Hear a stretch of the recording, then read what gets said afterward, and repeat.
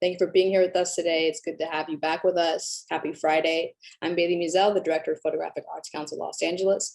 We're happy to be joined today by artist and educator Rodrigo Valenzuela and director Marc Arranaga for an artist talk and virtual walkthrough for Rodrigo's current solo exhibition, New Works for a Post-Workers World, currently on view at Luis de Jesus, Los Angeles. Thank you for joining us, Rodrigo and Marc. We're happy to have you today in lieu of our previously planned in-person event for our members. So we're happy to make this happen. Just before we get started, I want to give a quick note of gratitude to our board of directors and our membership base for your ongoing support and commitment to PAC LA's growth, our programming and building our community, making it possible for events like today happen.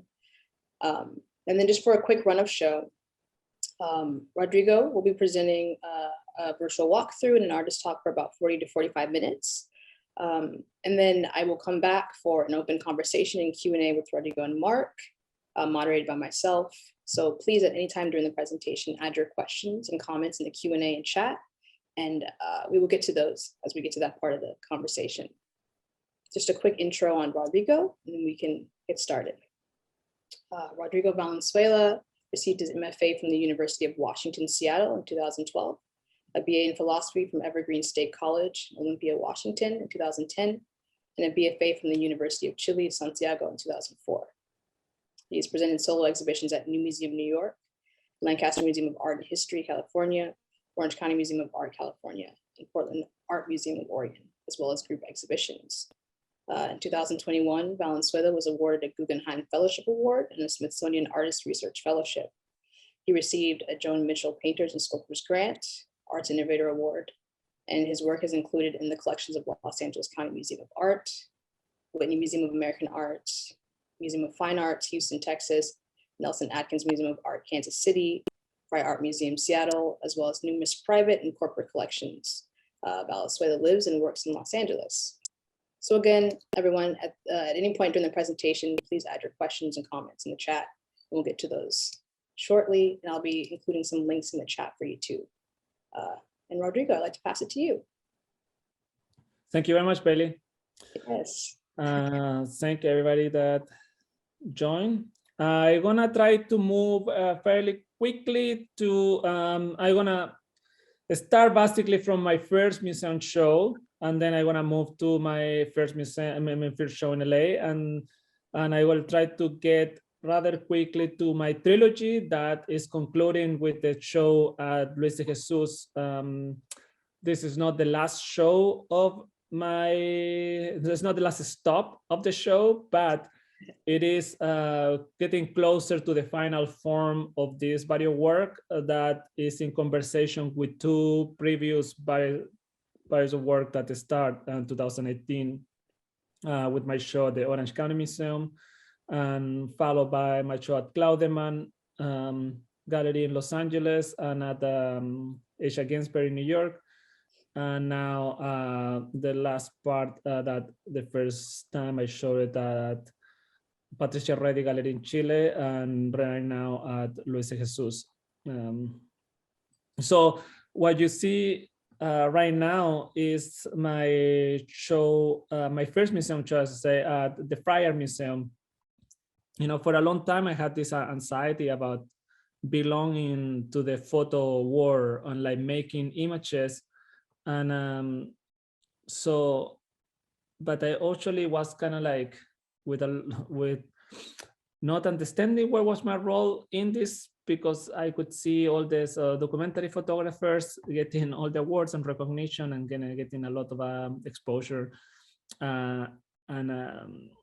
So instead of kind of like going towards there, I start going even farther away from image, or the depiction of reality, and I start focusing more on this kind of like feelings that images will create and bring those feelings into the studio. So for my first show that I have, you know, opportunity to make a big statement, I transformed the whole museum, where I left the scaffoldings of that I was using to make these graffitis on the wall, and I made this series of images that were trying to, you know, the show is called Future Ruins.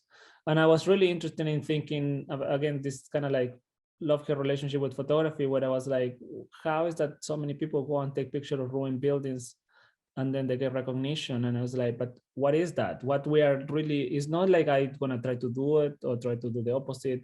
I was really mostly focused like, what is the feeling that we pursue? Why we like so much taking pictures of destroy, abandoned things, right? Also how you can become, how you can honor the past of that building, right? Or like that used to be somebody's work, that used to be an hospital for the community, how that we can play homage to this place, right?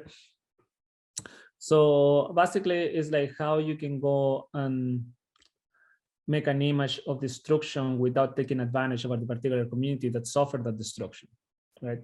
So I start making the minimum gesture that's required for something to be considered a ruin without profiting of the pain, right? So I start making these objects and situations in the studio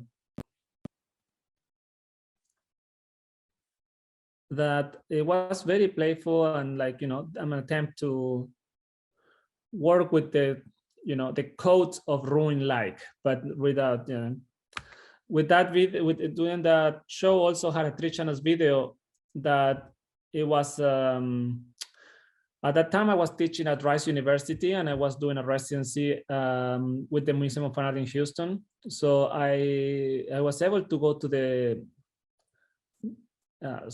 football matches at Rice University. So I could follow the cleaning crew every night. And here's why. So I could just follow the cleaning crew and kind of like, and I got one of the cleaning crew members to make these drawings of the strategies that they use to clean the stadium, right? I mean, the idea of destruction, it has so much with maintenance and like who is in charge of that maintenance and the like and the upkeep of certain places, right? A lot of the time, though that work falls into the lap of like the poor, mostly people of color. So I was following the cleaning crew, and one of the, I overlapped this with I don't care what kind of job. with the voiceover of a coach giving a pep talk, right? So in the beginning, you think that there is this guy making a drawing is a coach, right? But it's really one of the workers giving me the strategies that they use as a team, how they clean this, how to clean the stadium. This video and a couple of other videos are right now on display at the, I have a solo at the Museum of Art in Albany. So if you happen to be for some reason upstate New York, the show is there for like another couple of months. And now that my first show in LA, as I say, I was in Houston in 2014, and was my first time in the South. So obviously the very first thing I encountered moving from, when I moved, I worked construction in Boston for many years, and then I moved to Seattle and I worked, you know, moving company, landscapes and random jobs until I got my green card.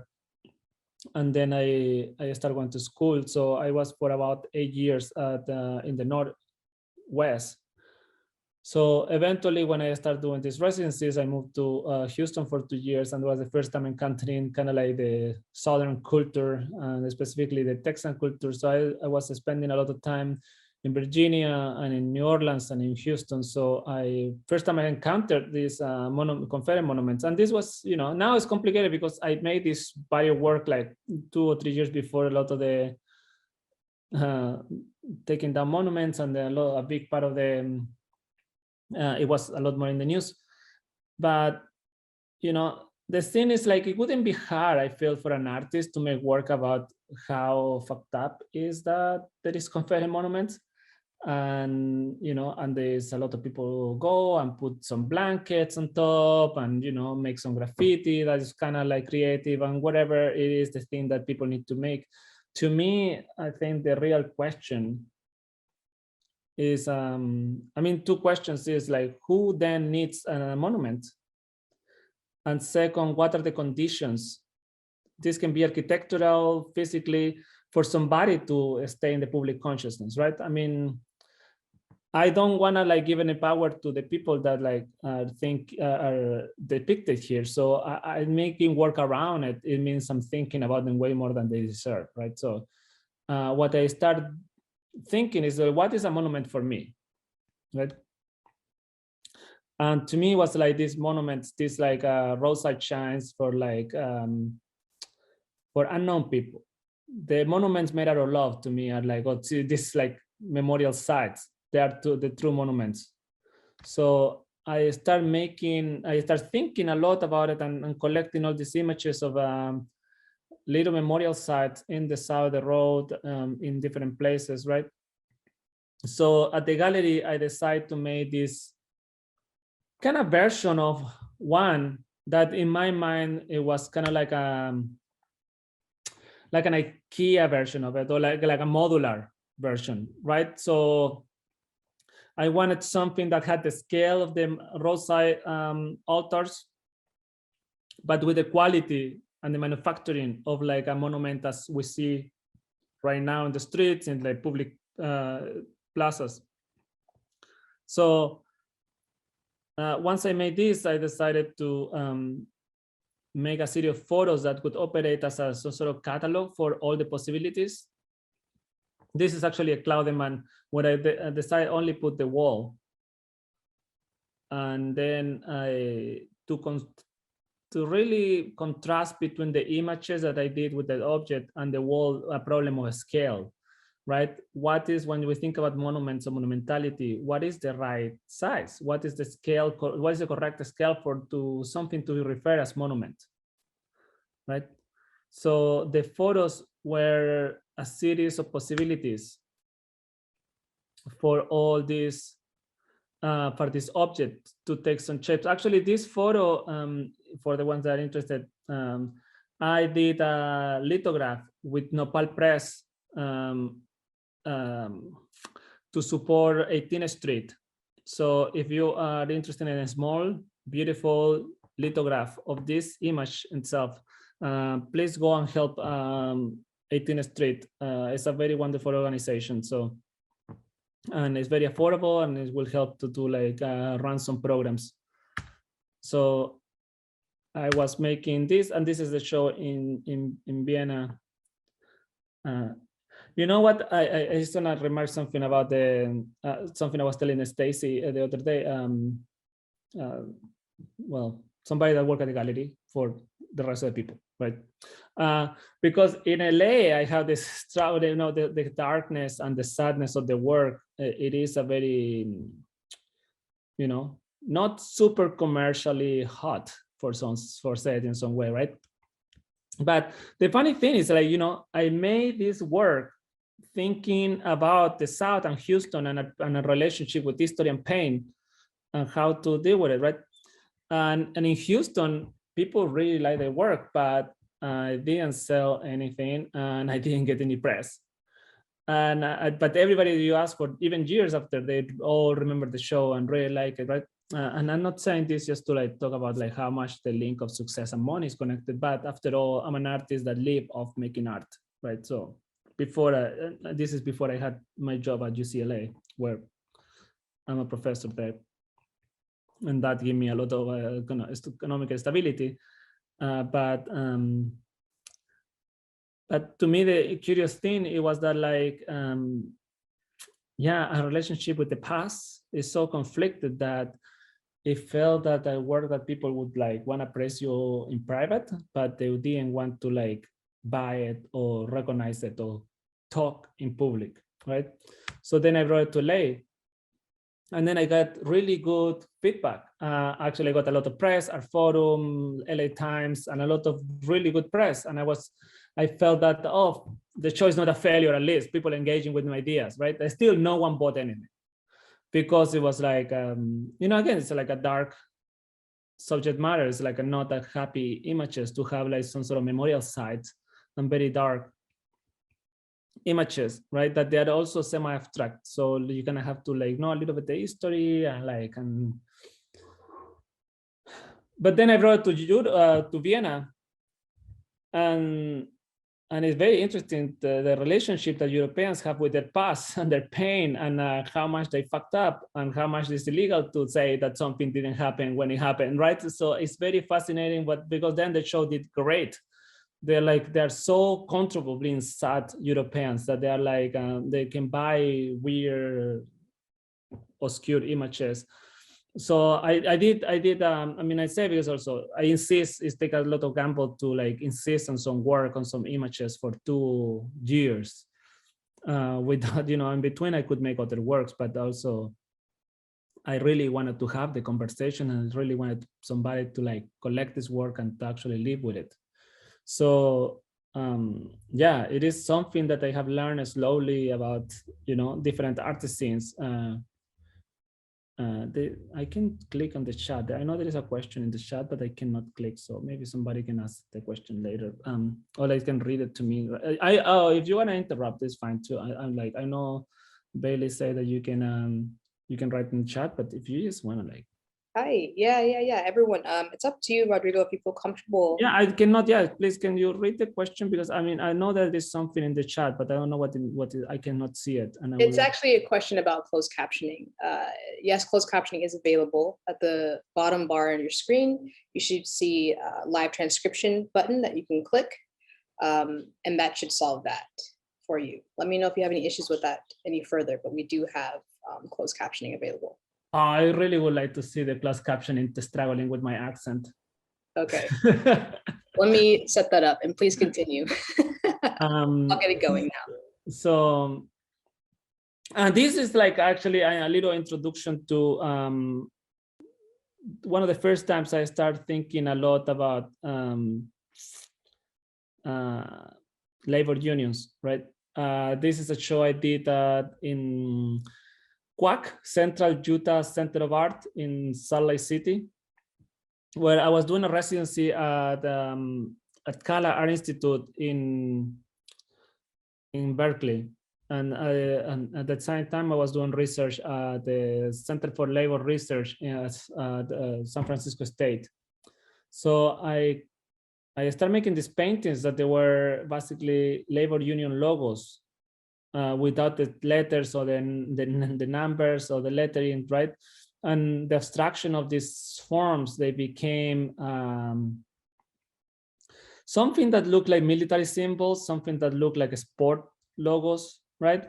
And which is like, let me to think, it's like the last thing that we have about the like fraternity or brotherhood or sisterhood is those institutions, sport teams or military. Is like the last time that we can agree on something as even within a city, right? So I was making this like labor union logos, flags, together with these light tables are actually like film strips with archival images from Cesar Chavez time and from movies about labor unions and with the actual logos. So whatever you see in there, lighting the whole space is actually light tables with information. And with that, I make a video too. That is my version of 12 Angry Men.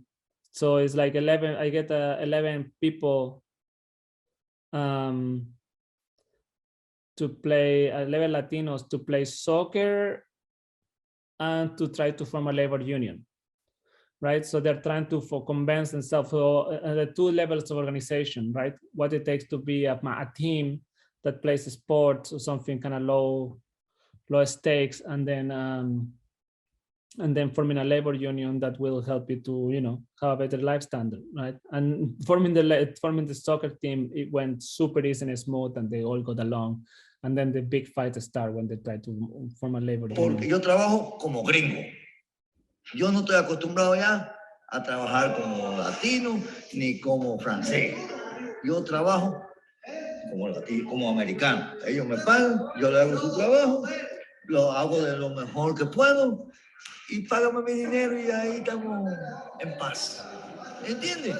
Mañana, si te gustó y quiere que yo vuelva, necesita mi servicio, aquí estoy yo. Si no, mira, dame la mano y ya, pero no me debe nada. Compañero, pues tú a un compañero hispano, pues no lo vas a apoyar. Mira, yo te voy a decir algo, porque eso es una cosa.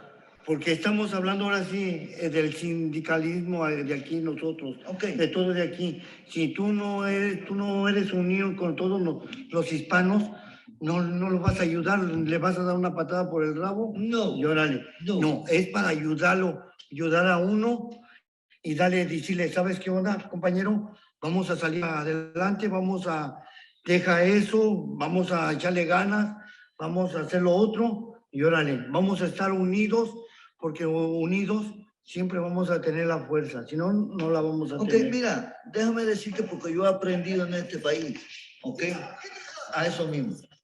Tú, en este país, tú tienes que sacar las uñas que tú tienes, ok, tú no puedes esperanzarte a que yo te ayude, ni que el otro te ayude, ni nadie, porque como tú viniste a este país, tú viniste solo.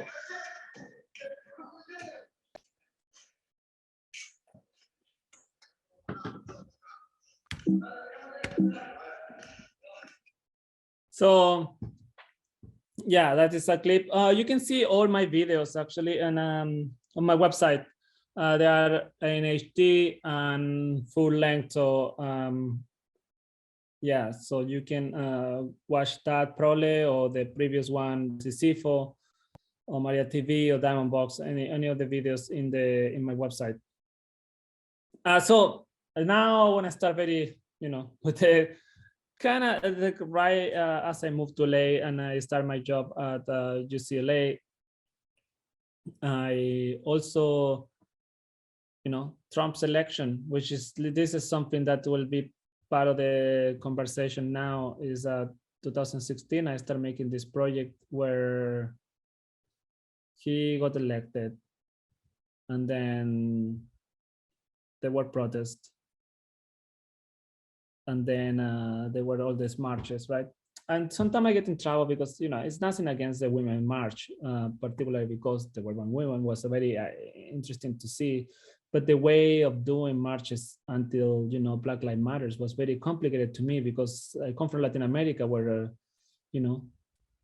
things get really messy quickly, and so for me, seeing protests against somebody, some troubled person, or some on a Sunday afternoon, right? And like Uber giving you free rides to the protest or to the march, right? So it felt very like still in the codes of capitalism, and still in the codes of like not very disruptive about the changes that you wanted, right? It felt more like a feeling good protest, which is kind of like annoying that even the name exists, like, but so, and whatever, what I mean? I mean, it's just a terrible person, but like, it's part of democracy. Having a bad president is just what happened. But the attitude, like all the things that you think you're doing for it or against it, is very silly sometimes. So I was interested in looking at the aesthetic. So I started thinking a lot about maybe it wasn't about like protest itself. Maybe you can't blame somebody when they don't have the language to it, right? So like maybe it was a protest, the language of protest that is not present in American society. I mean, it's something incredible that you see it with the students, right? Students everywhere in the world protest like crazy. They're the first ones to go to the street and break some shit. But like, in America, there's no college student protesting for student loans, for example, right? Very simple things like the interest rate and all the system that is there, it really gets you basically hold you back for like the rest of your life sometimes. So it's very interesting that like that people don't protest more for little things that will change your life, like free public transportation for the students, or like, or reduced fare, or low interest rate loans, really little things that will transform your life, right? So, and maybe the protest language is not there, or the things that you should be achieving with this protest, or the right to refuse something, right? So I was looking at this. At the same time, I was reading Pablo Neruda's book of poetry called Canto General, you know, Chilean poet. I'm from Chile. And I really love Neruda's Canto General. Most people know Pablo Neruda for the romantic poems that they are fine, you know, if you're a teenager, but the Canto General is just a true masterpiece.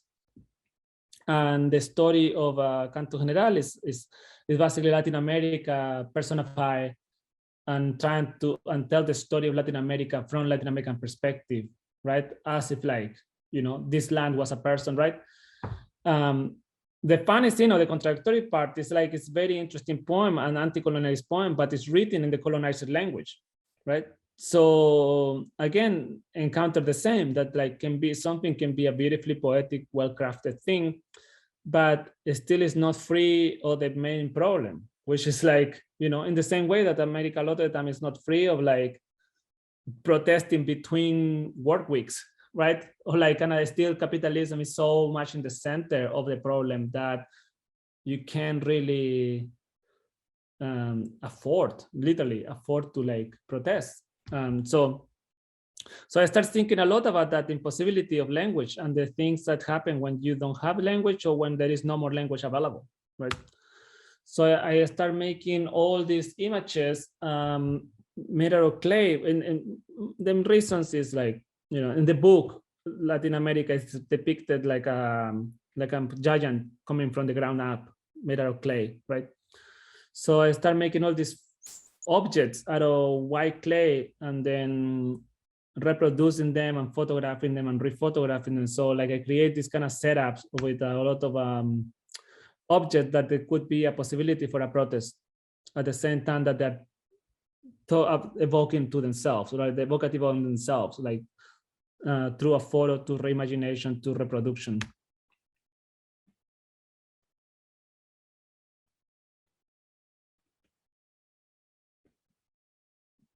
And in the same show, I had this, well, I have seen all these masks since I was a kid. You like, one of the first things your mom teaches when you're like, I want to start going to school by yourself is how to make a mask because there's so much tear gas all the time in the streets in Santiago that you have to make these bottles or this kind of filtration system because just the tear gas is so intense and you have to right by or pass by in the subway. Suddenly everybody's like tearing. So you have all these images of homemade mask. So I started making, I did this series of self-portraits with homemade mask and bicycle tape in the dark with, again, my body covered in clay. And I transformed the gallery again with, I covered the whole space with clay, and I made this tower so the walls could be peeling off and like kind of feeling this kind of decay of the skin coming out. And then on another wall, I had the barricades. You know, then the same year, you know, I remember I showed you this thing, the Friar Museum show. The curator have seen this show, and the curator from the Jordan Schnitzer Museum in Eugene, Oregon, saw this show, and she really asked me if I could take over the space. I think that was the expression was like, can you take over the whole museum? And I was like, all right, I will take over the whole museum, but don't you forget, you know, like I think what she wants me to really use all the space and kind of make something kind of like very loud in some way, right? So what I did in this case, it was I grabbed the wall from a past exhibition and I compressed this, and I made some images from the Death Valley and Zabriskie Point specifically. The specific spot is because of the movie, Antonioni movie, that is about, you know, some union or students or some sort of like cooperative. It's a terrible movie, but it's a very interesting plot. But also I really love Antonioni. So with the inside, and then I made this perfect box where you cannot really enter, right? So these are the ends of the walls. And inside the space, I did what she asked me, and I took over the whole museum. So I went to the permanent collection and I grabbed all the images that had to do with sublime and manifest destiny and all these kind of philosophical concepts that Europeans have take ownership. And I was thinking, okay, why when Europeans make a terrible landscape is sublime, and when Latinos or a person of color does it, do it is picturesque, right? Also, it's like you go to the permanent collection of most museums, specifically to the American armies, to the American art collections, and it's fucking mediocre, right? But for like any person of color, you have to be so well regarded, so famous, so accomplished to get into those permanent collections that I really wanted to like conceal this. So the only way to see this work is through the cracks on my work.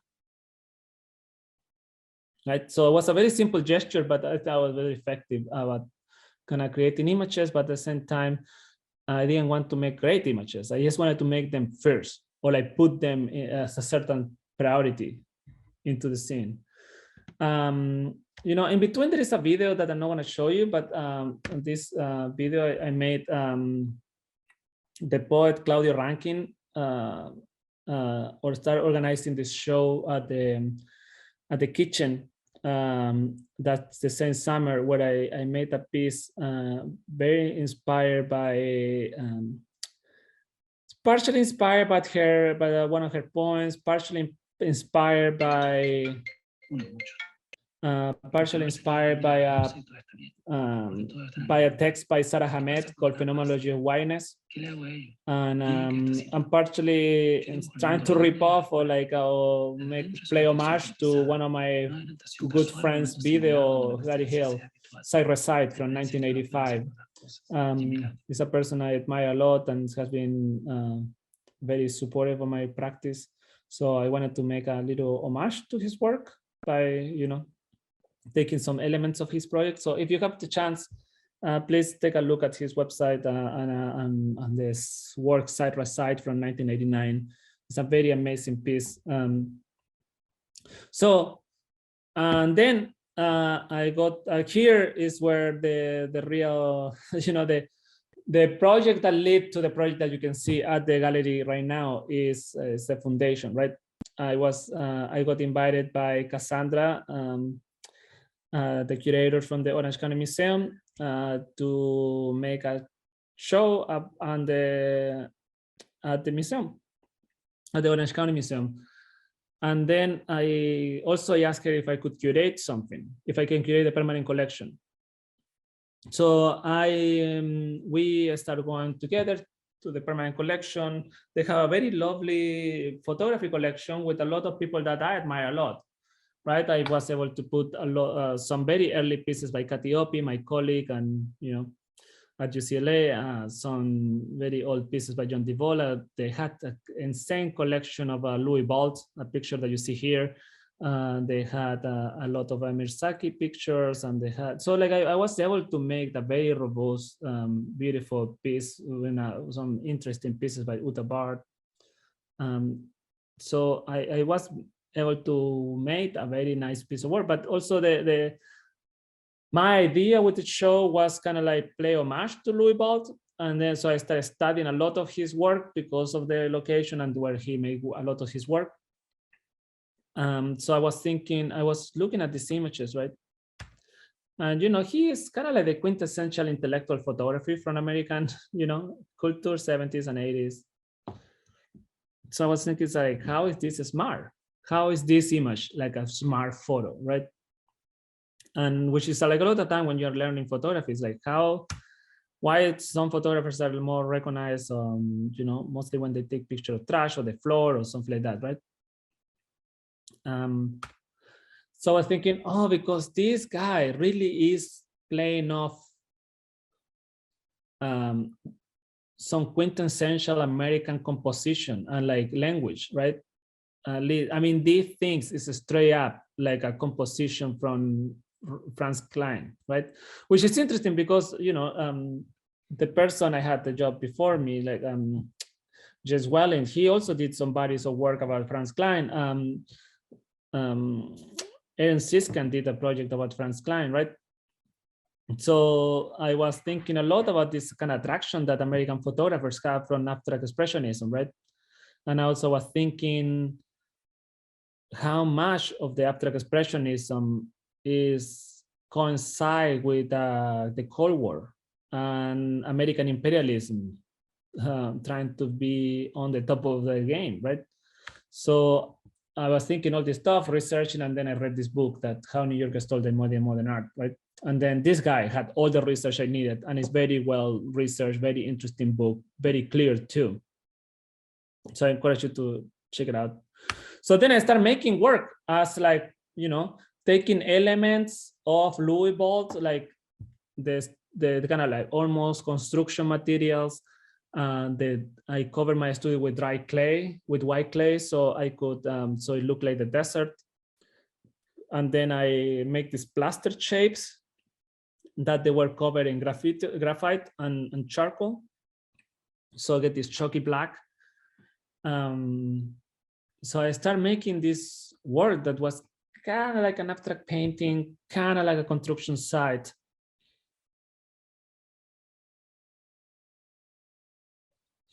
And that was the first installment of this body of work is called American Type. After Clement Greenberg essay, American Type Painting, you know, the essays and the critique that really put Pollock, Klein, Motherwell in the map.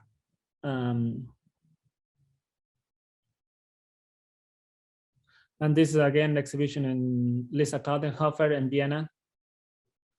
I covered all the walls with this like mist of ink.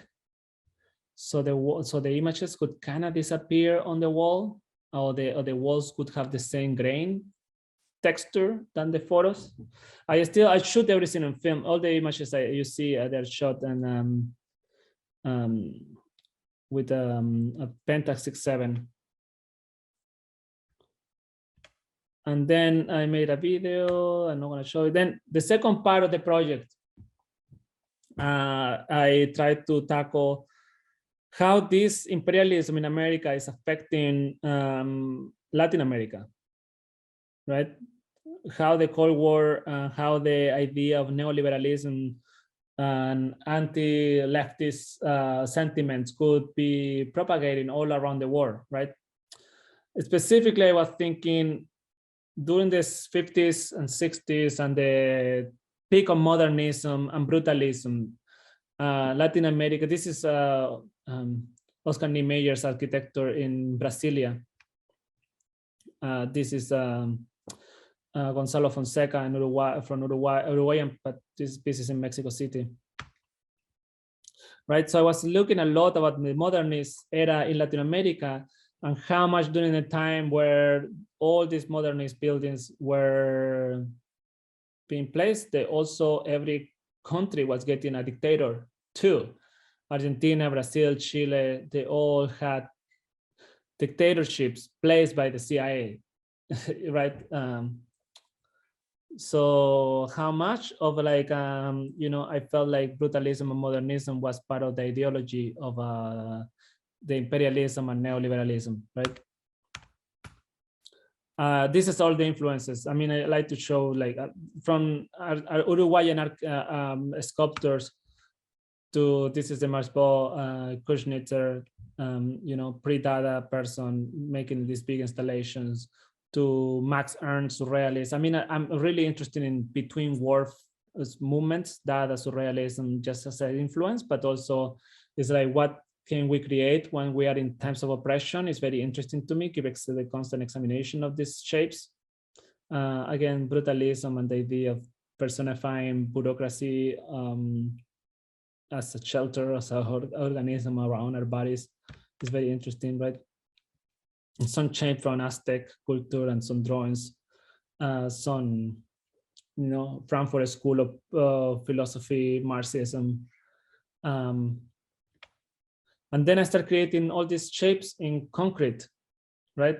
grabbing materials from the street, like styrofoam boxes and like all this packaging material and casting them and like using those as a negative space and just fill them with concrete. And just like, you know, and then precariously mounting them and making these sculptures, lighting them in particular ways. And then the final thing I did is I went to Mexico City, and I also worked with graphic studios in Tampa, Florida, to create these objects as a photographers. And then,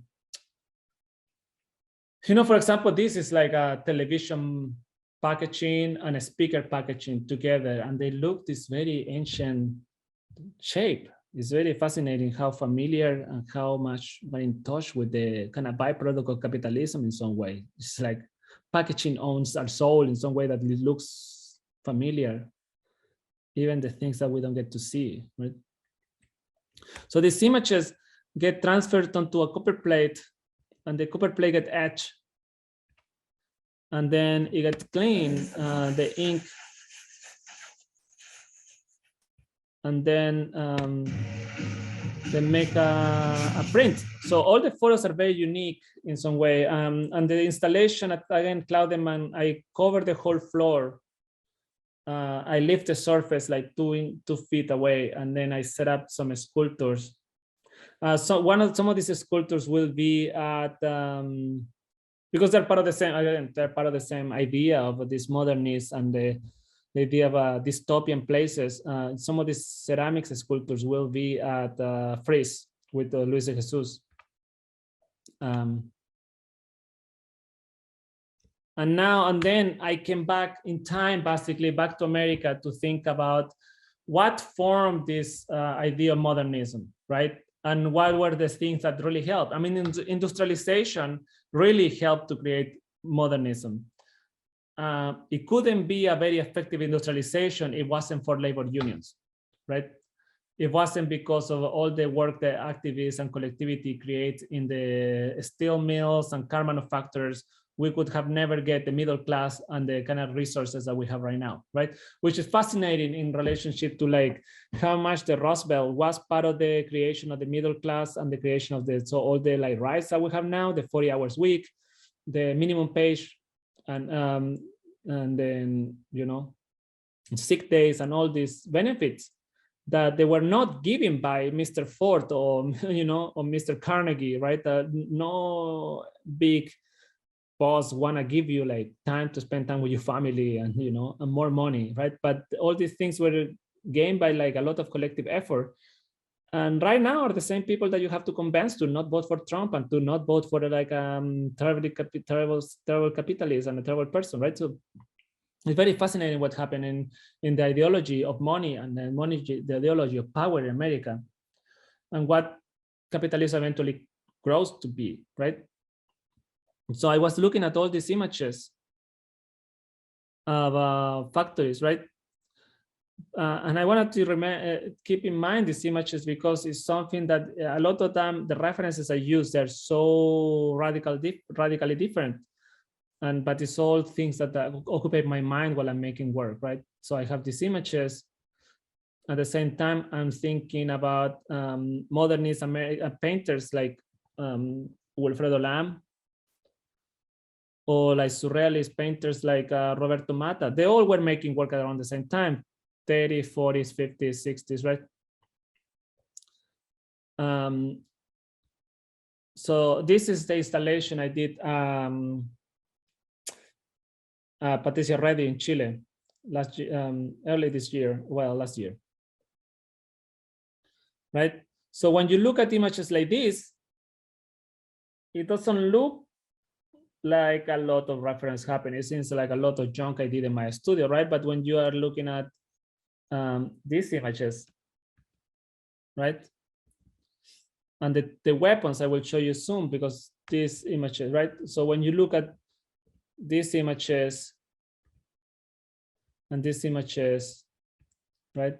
This, then you start feeling where the references come from and what influenced me in the production of these kind of like sites that there's a ghostiness, there can be sweat, you know that somebody's missing, somebody's missing, right? But also it's a relatively sci-fi space with very Yankee machines, right?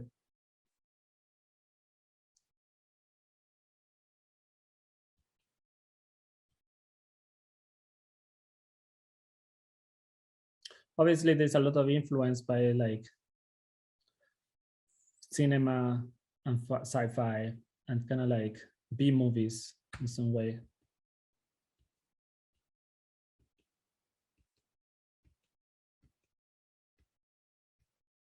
And then the weapons. I wanted to make them look like a propaganda.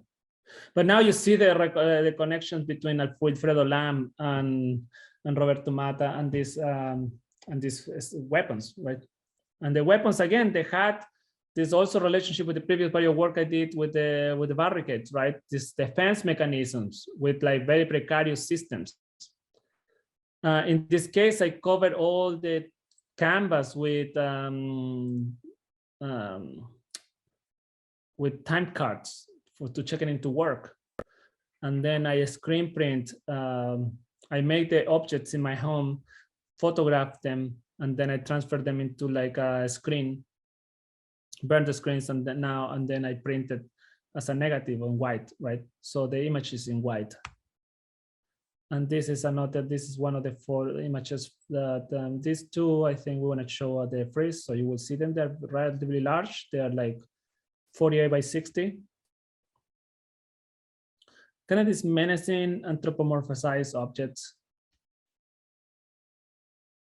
A lot of the time it's a weird connection between 1 or 2 things.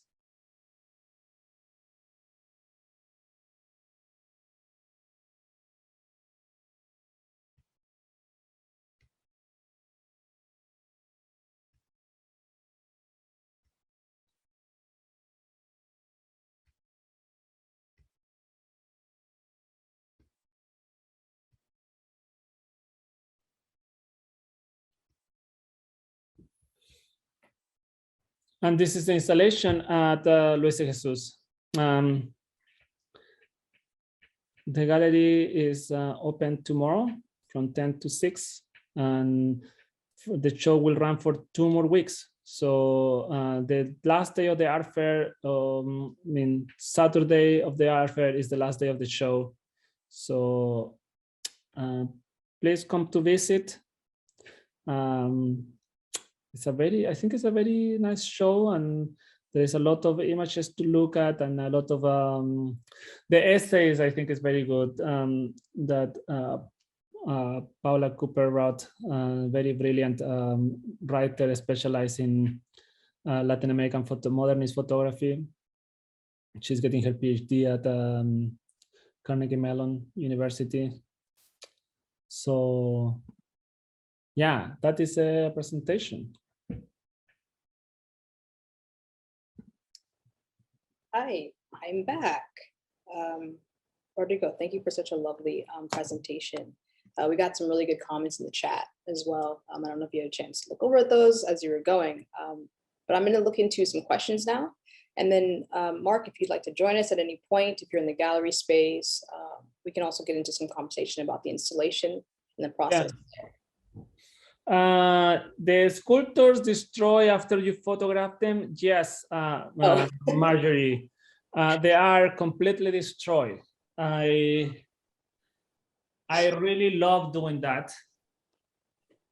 I think, it's funny because I make some other objects that I will be displaying with installations, but the idea of showing the piece is something that people ask me a lot, but also is something that you could, it's kind of fun. I don't even get mad, but like, it's funny that, because I feel like no other photographer, like if I was Susan Maisels, right, and taking pictures of some poor kid in Guatemala, like you couldn't ask me to like, hey, bring the poor kid over here, show it to me, show me the, show me the thing that the photo is the work and it's the record of a thought or the record of an event, right? So is very interesting because something I make in my house, I wanted to keep it as a private thought and a private object. And the thing I show, it is a reflection on it, right? So I think it's a moment of my relationship with that object, as a cultural signifier, as in my personal path. So I want to rescue that thought process and not necessarily the beauty of certain materiality that the object have, right? So actually don't do a lot of Photoshop or stuff like that. So I truly just like shoot film and then I show the image. So it's just, it takes a lot of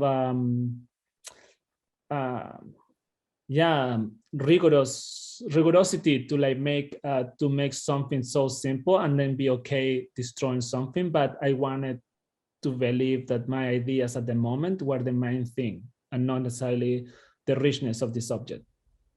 Right. Thank you for hopping right into that. The next question is actually from Stacy at the gallery, Luis de Jesus. Yeah, actually, I will, Stacy, thank you for your question. I will show you one thing. Okay, so this installation, right, is the installation I like to make, well, the towers, but I specifically want to talk about the installation I want to make at Freeze, but also at the installation I did at Patricia Reddy Gallery in Chile, which is there is a similarities, right? But also in other situations, I have done the scaffolding and I have done something, right? Something I like to remark is not impersonal for Luis or any gallery that I have ever shown, but I try to touch the gallery the least amount possible. In the gallery in LA is less possible because the space and the length of the show, I mean, the amount of work I had in the show, I have to use all the walls. But if it's possible, I would prefer to not touch the walls and I make believe that it's like kind of more contained onto itself, right? In this case, for the show in Chile, I wanted to make something that looked like bunk beds. It's an abstraction of some bunk beds, right? The bunk bed to me has a very interesting relationship. There was a point on the early industrialization in Chile, and you can encounter this in a lot of mining towns, something called camitas calientes, like hotbeds, where basically one worker goes to work and then the other arrive from the shift and they go to bed. So they basically wake each other up, and then they can take times in these main camps, right? So the beds are always hot because there is always something already working and there is always somebody sleeping, right? So I wanted to make some abstract version of these like bunk beds that they were very popular in like company towns in Chile in the early century.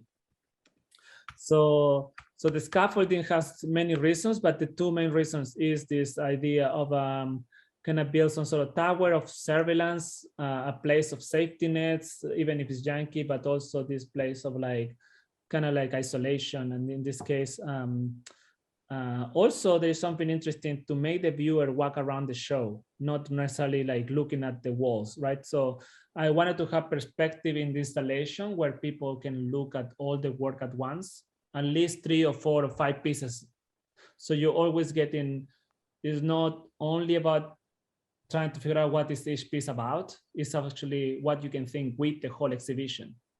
Mm-hmm. And I think that is, to me, a very important reason to create installations that have these towers and something that can people move around with their body. No, absolutely. And also in that tune, Rodrigo, can you talk about your process in constructing these compositions in your studio space? Recently, I think in an article, you'd mentioned the space as some type of like theater space that you constructed in your where you actually create the compositions. Can you talk about that a little bit too? Yeah, I mean, what I like to say is kind of like a Stanislavski mode of working. Like I would like to believe that I can be the Marlon Brando of photography or something like that, right? It's like, or the Daniel Day-Lewis of photography, because I truly, what I do is like I OD on information. As you see, like I have tons of books and I read all the time and I think in and I love reading about you know, this is the thing. This new book I just got, the archive and the and repertoire, right? It's like performing cultural memory in the Americas.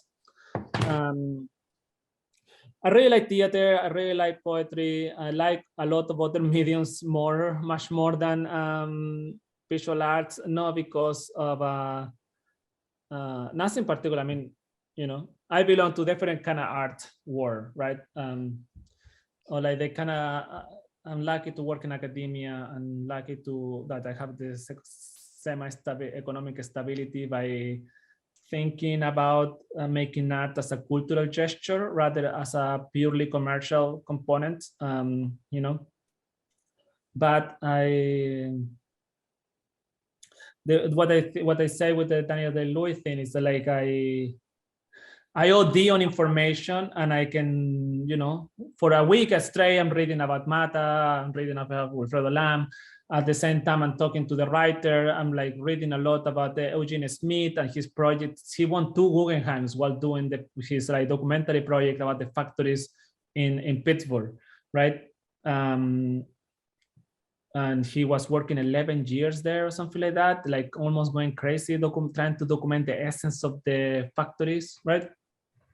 So you can do, I make all this research, but then I have to go to the studio and just work. You know what I mean? Like, it's not a reflection of the research. It's not an example of the research, right? I just know this consciousness, and the only thing I care about this project is that why I tell it's like I work in words of essay because of like I just work for like a year on a project and then I move on. I have to move on because it's just like at some point something will escape my language and I just don't have anything in me anymore, right? There's we all have a image setup, a couple of possibilities, creative gestures that they are totally rooted on the information that I have for certain bodies of work. So I create this subject, and the theater component is kind of like go and perform. Like I said, like how this will happen, you know, what happened, what I would do if I was a photographer, what I would do if I was a worker, what I would do if I was a machine. And all these things is thinking about Mata, is thinking about like it was Eugene Smith, is thinking about like all the workers and the labor union organizers and all the problems and all the, you know. So yeah, there is a theatricality in thinking about it and position yourself in their shoes and the kind of empathy that can generate, and there's limitations for that. Yeah, so there is that is where the theatricality resides. Thank you for that insight. I was really interested in that quote that you had named that your theater box, the construction space. So thank you for engaging that for me. I have a question here from Paula. You have used a variety of textures. The silver gelatin prints have a very smooth cinematic quality, while the weapon collages are very textural. Can you talk about those choices? Yeah, you know, the previous various work also, I did the photogravures, which was one of the oldest reproduction techniques, you know, what like people use for all newspapers, stuff like that, right? Mm-hmm. There is 2 layers. I think the silver gelatin print could evoke that time. So I wanted this very metallic old-time look.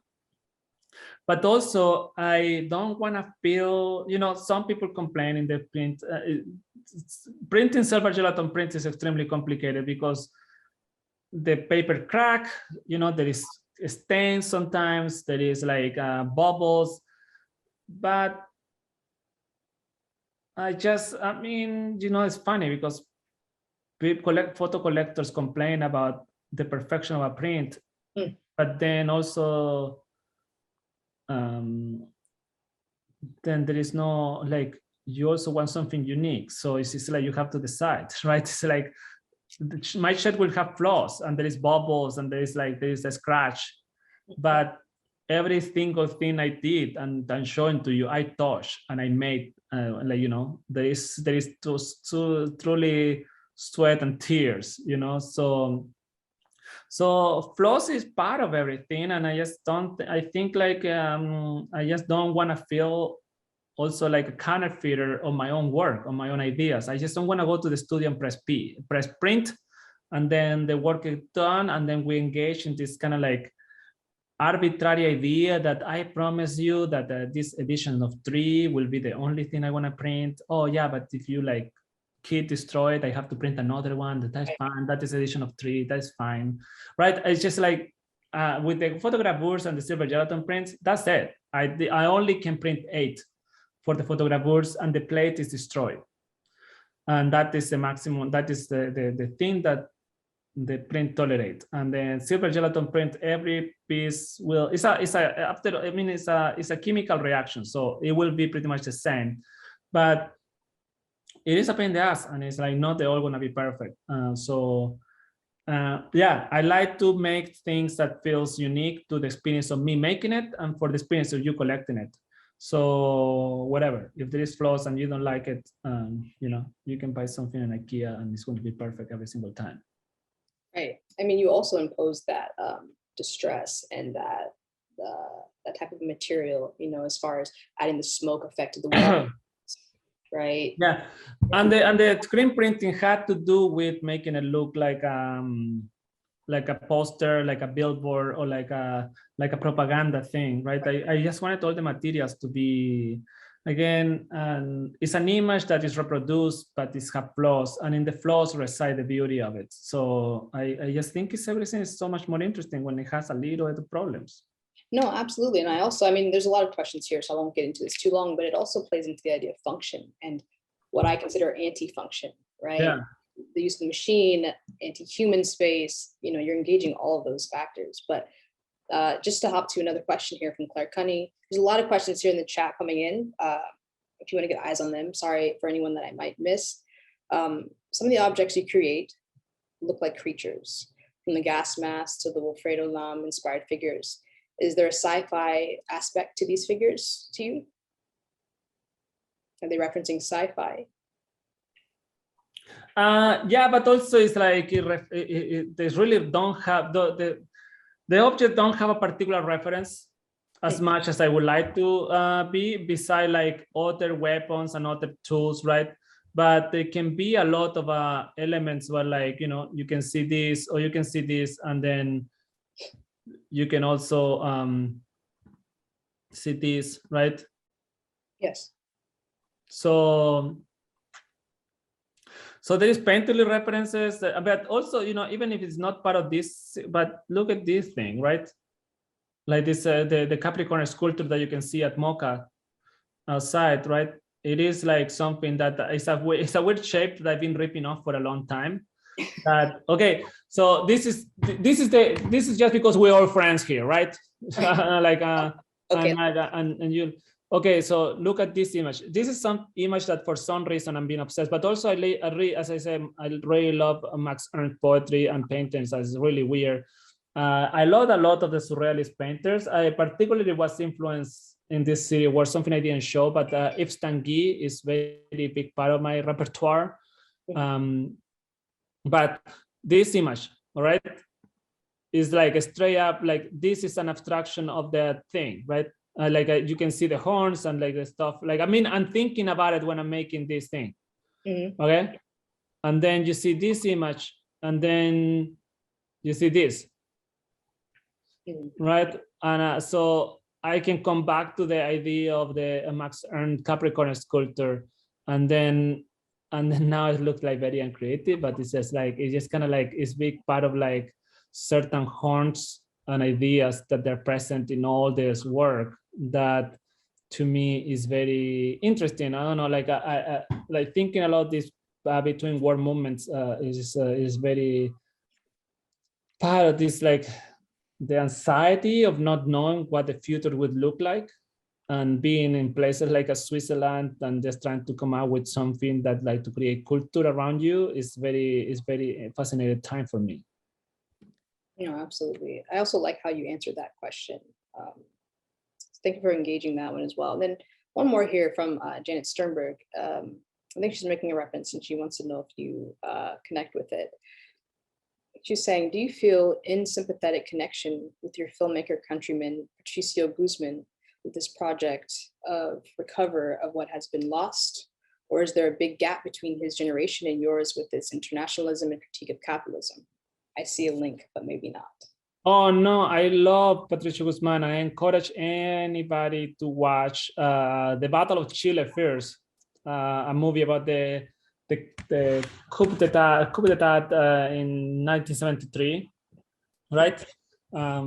Chile used to be famous for September 11 before the people that create September 11 stole our September 11. You know what I'm saying? So like, it's like, that is when, you know, Henry Kissinger orchestrated the fall of our democratic elected president. So I think is, and then eventually Kissinger won the Nobel Prize of Peace. So you see the irony, right? You see it. So yeah. So I think is and also Nostalgia for the Light. Very wonderful documentary about the observatories and the actually, you know, it's funny. I don't know who is asking, Janet. Yes. Thank you for the question, because I think Patricio Guzman is a very important filmmaker, very wonderful, smart person. And actually, you know, Nostalgia for the Light is a documentary about the observatories and the moms looking for the disappeared people. There was this thing called the Caravana de la Muerte in Chile in the 70s and 80s, where people were like 5,000 communists were buried and disappeared in the desert in Chile, right? So one of the things I'm doing right now, let me show you. This is a site. It's not so much part of my photography practice, but it's something I still is part of my work. And actually, I have a little show during the freeze too at the Bendix building that I will show these things. These images are from at the Atacama Desert, where you know, I make this kind of like mapping and these houses in places where through image transfer processes and drawings, I tackle this area where Patricio Guzman made that movie, and also it's about the potential for places where the ghosts of these disappeared people lived. So I have worked a lot in this around the same neighborhood and same ideas that Patricio Guzman works. Very nice question, Janet. Thank you for going into that, Rodrigo. So we're about 10 minutes past. Thank you everyone so much that have stayed with us and engaged conversation. This has been wonderful. But we are going to be ending very shortly. I'm going to add some links to the chat here to Rodrigo's website, the site for the exhibition space, and social media. And Rodrigo, I just want to pass to you for any final thoughts before we finish up today. No, thank you for posting the website, and please visit the gallery. We're gonna be at the art fair at Freeze booth F9, I believe, in the focus section. You guys can come and say hello to me and ask me more questions, or ask anybody from the gallery. They are all very smart and super nice. So please stop by, say hello to Luis and Jay, Stacy and Marc. So I will, yeah, but please, if you wanna need more information and you wanna visit the gallery, let me know. Reach out to Luis, and most likely I can be there to give. I'm there a lot, so yeah, please stop by and take a look. And then my book is for sale at the gallery too. It's a journeyman that I just came out from Moose in Italy. So yeah, please come to visit to the art fair. Great, thank you, Rodrigo, and everyone. Again, thank you very much today. Thank you, Luis and Marc and Stacy, for joining us today as well, and for the wonderful exhibition. And members, we look forward to welcoming you back in person in March for some great upcoming exhibition walkthroughs and tours that we have planned. So we will see you soon. And talk to you soon, Rodrigo. Thank you again. Bye, Bailey. Take care.